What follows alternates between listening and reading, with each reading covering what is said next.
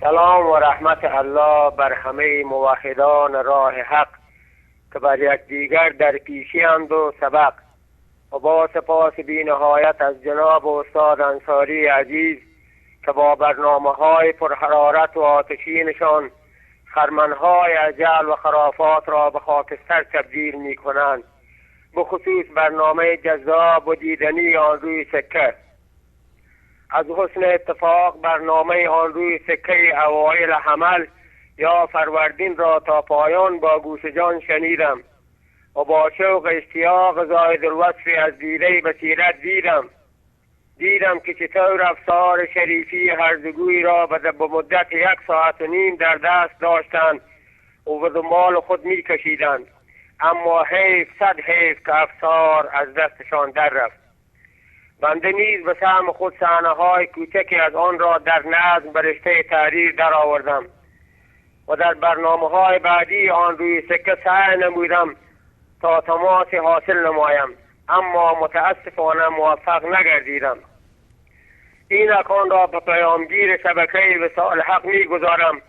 امیدوارم در برنامه بعدی آن روی سکه پخش گردیده تا مشتی هر چند کوچک از سهم خودم بر دهان یاوه‌گویان باشد. بسم الله الرحمن الرحیم. مثلهم کمثل الحمار یحمل اسفارا. رافضی را کی توان گفت از عمر، یا که یاسین خواندن اندر گوش خر. هرچی اندر گوش او تو خوانیش، جز حمیری می نیاید زو هنر. جز حمیری می نیاید زو هنر. دیدمش آن روی سکه از وصال حق بدادستش به حق خوش زیب و فر. سعی می کرد آن شریفی تا کند دفع از استاد کذابش ضرر. او به 1 ساعت و نیم تلبیس کرد، دم به دم از شاخ بر شاخ دیگر. جست آن خرمهرهای بی بها، از لبانش جای یکتاها درر. 3 حروف ثقتون اندر میان، 3 حروف ثقتون اندر میان. بود از جهلش ندید آن بی بصر. جهل ترکیبی کیش مهلت دهد، جهل ترکیبی کیش مهلت دهد.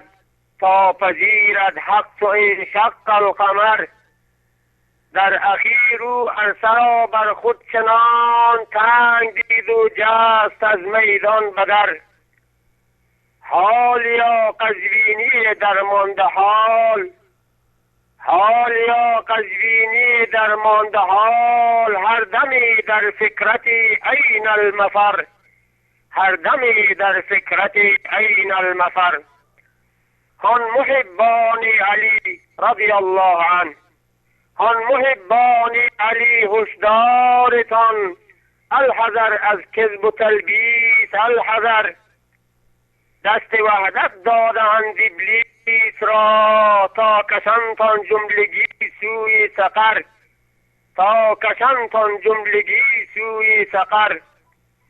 از خرافات و جهالت ها بجوی، سوی توحیدت گذرگاه و ممر.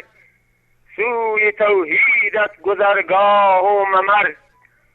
حق شناسا گوی تبریکت همی، حق شناسا گوی تبریکت همی. آن موحد را اخ انصاری ظفر، آن موحد را اخ انصاری ظفر. با تشکر، حق شناس هستم از هرات افغانستان. جزاک الله خیر و بارک الله فیک. تشکر میکنم از جناب آقای حق شناس برادر عزیز و بزرگوار. امیدوار هستیم که این کلماتی رو که از ته دل نوشتید الله سبحانه و تعالی در میزان حسنات شما در روز قیامت قرار بده.